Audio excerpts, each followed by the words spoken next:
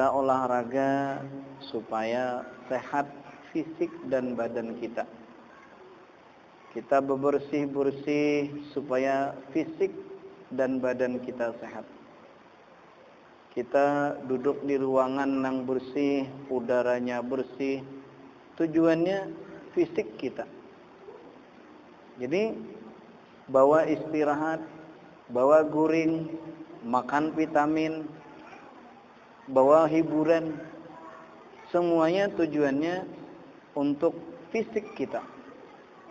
Nah, tetapi ketika kita duduk di sini, fisik kita mungkin kadang-kadang terganggu, badan kita terganggu. Yang nyaman sambil duduk dipiciki oleh tukang urut, nyaman. Tapi ternyata ada. Tapi kita di sini insya Allah memperbaiki harapan kita, lebih baik hati kita. Dan ternyata sesuatu yang jarang kita perhatikan, pagi makan untuk fisik, berjalan olahraga, apalagi hari libur, gues, sebidane, kadang-kadang guesnya siaran langsung. Kemana? Ke kampung Tangguh Banua, Banyuhirang. Untuk fisik juga, karena ketika kita sambil hiburan ke tempat nang wisata, itu pikiran tenang katanya, fisik akan baik. Nah, tetapi untuk perbaikan hati, ini yang kita jarang. Padahal mulai ujung rambut sampai ujung kaki kita akan baik ketika hati kita baik. Ala inna fil jasadi mudghah. Ketahuilah sesungguhnya di dalam jasad ini ada satu mudghah. Ada segumpal daging. Idza saluhat, ada segumpal darah. Idza saluhat, apabila baik, saluhal jasadu kulluh, maka baiklah jasad seluruhnya. Wa idza fasadat, dan apabila rusak, fasadal jasadu kulluh, maka rusaklah jasad semuanya. Apabila hati baik, maka pekerjaan akan terarah kepada yang baik. Apabila hati rusak, pekerjaan akan menjadi rusak. Akhirnya kadang-kadang olahraga rajin, fisik bagus, makan teratur, fisik sehat, bawa hiburan, fisik sehat, semuanya. Tapi kadang-kadang melangkahkan kaki gue sampai ke Banyuhirang, tapi melangkahkan kaki kepada Al-Mubarak, nang pelatarnya sudah lumayan baik, kadakawa. Kenapa? Karena nang membawa kita ke sini bukan, nang menentukan kita sanggup ke sini bukan sehatnya fisik, tapi sehatnya hati. Makanya tadi bebandiran non siding nenek. Kada melihat di sini. Nah, jadi itu bukan dari mata zahir, tapi mata hati. Hati kita. Sama harta. Nyaman nih, orang sugih. Bawa kap di sini, nyumbang di sini. Hari Asyura bersedekah banyak-banyak. Nyaman nih, ojer kita. Tapi sebenarnya orang yang sanggup bersedekah, orang yang sanggup menyumbang, bukan yang menentukannya bukan harta yang banyak, tapi kembali kepada sini, hati yang sehat. Banyak besi duit, rumah tingkat 2, tingkat ketiga sarang burung. Kadang-kadang ada sanggup, tapi banyak orang yang rendahan, pas-pasan, tapi sanggup. Kenapa? Hati yang menentukan, bukan harta yang banyak. Kadang-kadang kendaraan mewah kendaraan, sampai kredit, wah nih Tapi untuk sesuatu kebaikan, kadang-kadang kita tak sanggup. Kenapa? Karena bukan dari pekerjaan yang baik, bukan daripada harta yang banyak, tapi kembali di sini. Dan salah satu cara kita memperbaiki hati, kita duduk di sini. Bukan duduk bersama penceramah, Bang. Tapi kita duduk bersama sahibul kitab, muallif kitab nih. Dan ini sesuai dengan hadis Nabi SAW. Beliau menghikayatkan perkataan Luqman Al-Hakim. Kata Luqman Al-Hakim, alaika ya bunayya alaika bimujalasatil ulama.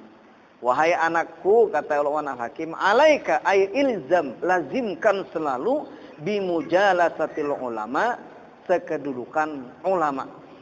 Kenapaan? Karena sekedudukan ulama akan mendapatkan hikmah, dan hikmah itu akan menghidupkan hati sebagaimana air hujan menghidupkan tanah yang tandus. Dan kita duduk di sini, kita baca kitab. Kata ulama, kalau kita kawa duduk bersama mereka yang mungkin para aulia banyak sih kada kita kenal, atau mungkin para aulia sekarang banyak mereka yang menyembunyikan diri, tapi ada aulia yang terbukti mereka mewariskan kitab-kitab mereka. Ketika membaca kitab mereka, kata ulama menafsirkan hadis ini sama nilainya dengan sekedudukan para ulama. Makanya taklim sore di Al-Mubarak ini salah satu daripada upaya menghidupkan hati. Ketika mendengar kisah bagaimana bersedekah, bagaimana zikir, bagaimana ikramul muslimin, bagaimana salat berjamaah, hati hidup. Makanya yang paling untung tukang beca.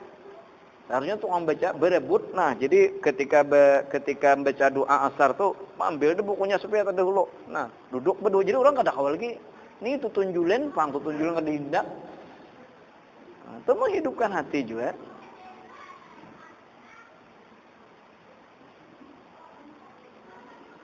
Hendak ya. Ulun tuh hendak aja juga. Cuma ulun jadi imam deh.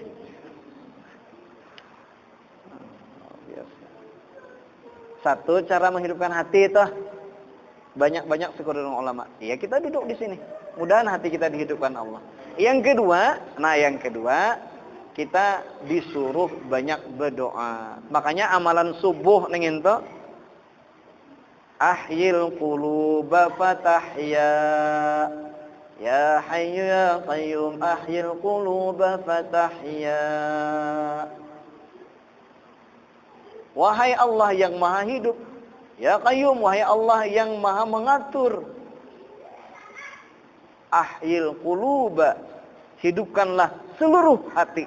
Dalam hati tukang baca, ke seluruh hati bubuhan Al-Mubarak, seorang memberdulu hendak fatahya. Maka dengan doa ini engkau yakin hamba yakin engkau pasti menghidupkan hati ulun. Doa hidup hati itu. Kemudian Allahumma bihaqqil Hasan. Dalam riwayat yang lain Allahumma bihaqqil Husain. Ada riwayat lain ya badi'as samawati wal ardh. Najjina minal ghammil ladzi nahnu fih.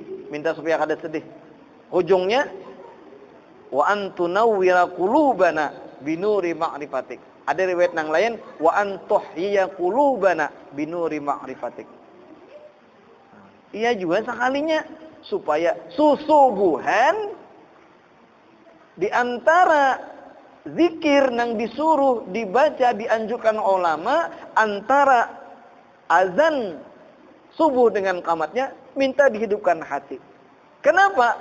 Pentingnya hidup seharian 24 jam itu nang menentukan bukannya sehatnya fisik, bagusnya gawian bukan karena sehatnya fisik tetapi sehatnya hati. Berdoa. Dua ada supaya hidup hati itu. Ini marah hadir, taklim hadir, bacaan hadir. Untung jadi tukang dengar, tukang baca nih kalau kailir gitu, ini baca. Ada nambah-nambah mudahan Allah Ta'ala dengan bertambah orang pendengaran seorang dengan kayak itu bertawasul lagi, Allah menambahkan kesadaran kayak itu, dijagakan hati. Dua dah supaya hidup hati itu. Pertama mujalasatil ulama, sekerukan ulama, termasuk diantaranya kita duduk membaca kitab ulama. Dua, berdoa. Yang ketiga, supaya hidup hati kita dengan itu bergaul dengan orang saleh. Ojer upik tombo ati itu 5 perkarane. Salah satunya bergaulah dengan orang-orang saleh. Bergaul orang saleh. Kenapaan? Karena dari bergaul nanti ada sebuah al-mar'u yasriqu tabi'ata qarinihi. Seseorang itu akan mencuri tabiat kawannya. Jadi orang itu bisa mencuri tabiat kawannya.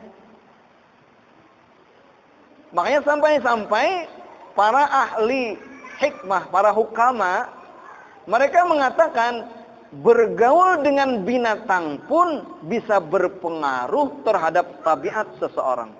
Sehingga ada mereka meneliti orang yang sering kendaraannya kuda, maka condong kepada sombong karena tabiat kuda itu sombong. Orang yang sering bergaul pekerjaan kambing, ya kayak kambing dia juga. Kada ada inisiatif bermemakan tuang. Bahkan kenapa ulama mengatakan sangat makruh memakai pakaian dari kulit harimau. Padahal bila kulit itu kita bersihkan dengan disamak, itu menjadi suci. Asal jangan kulit najis mughallazah aja suci jadinya. Makanya apa hukumnya memakai kulit biawak, kulit ular? Itu suci. Artinya ketika dibuat dalam sembahyang sah. Nah, tetapi ulama para hikmah itu pun dihindari. Kenapa? Apalagi untuk kulit binatang buas. Kenapa? Bisa mencuri, diri kita ini bisa menular, terkontaminasi, terpapar. Itu COVID-19 bilangnya itu. Bisa bisa menular dari itu. Padahal walaupun secara hukum fikih ketika disamak hukumnya suci, sah dibuat sembahyang. Tapi itu pun kata ulama berhati-hati. Apalagi kita bergaul sepembicaraan kayak itu. Dua. Yang ketiga, memperbaiki hati itu diantaranya supaya kita baik, kita mendengar perkataan orang yang benci dengan kita. Jadi bila orang tuh sarik lawan kita, kita dengar, ambil intisarnya. Kenapaan? Kata Imam Ghazali, karena orang yang benci lawan kita tuh pasti dia jujur dalam perkataannya. Jadi orang nang jahat lawan kita, itu orang benci lawan kita tuh perkataannya tuh jangan semua ditolak, kita ambil. Tapi untuk perbaikan diri kita, untuk perbaikan hati kita. Di antaranya lagi zikir malam, perbanyaklah membaca Quran dengan maknanya, bergaul orang saleh dan lain-lain. Nah, jadi mudahan dihidupkan Allah Taala hati kita sabarataan. Kenapaan? Karena bila hidup hati tadi makanya kawal kita jadi pemurah walaupun kada banyak duitnya. Kawal kita hadir tempat-tempat yang baik walaupun jauh. Tapi bila hati garing, sing nyaringan subuh nang itu. Ada bangun-bangun kita. Tapi ketika sudah ada tempat-tempat yang sia-sia, kadang-kadang kita sanggup. Di mana acaranya? Di sana, datang aja.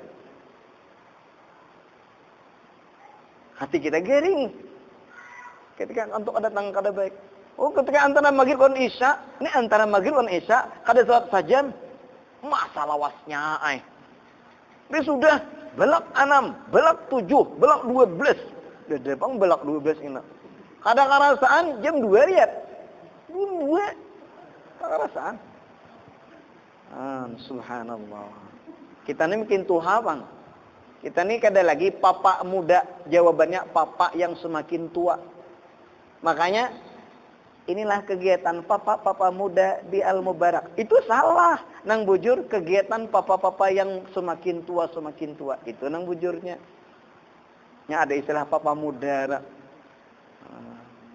Sampai ada lagu di TikTok ada papa muda itu kan. Soalnya ulun lihat TikTok sih bang juga. Habis ya di sekedar itu. Jadi kembali judul awalnya tadi sebelum masuk kepada pembagian sifat 20 nang ini, nang menentukan nang itu bukan apa hati kita. Mudahan hati kita dipelihara Allah Subhanahu wa taala.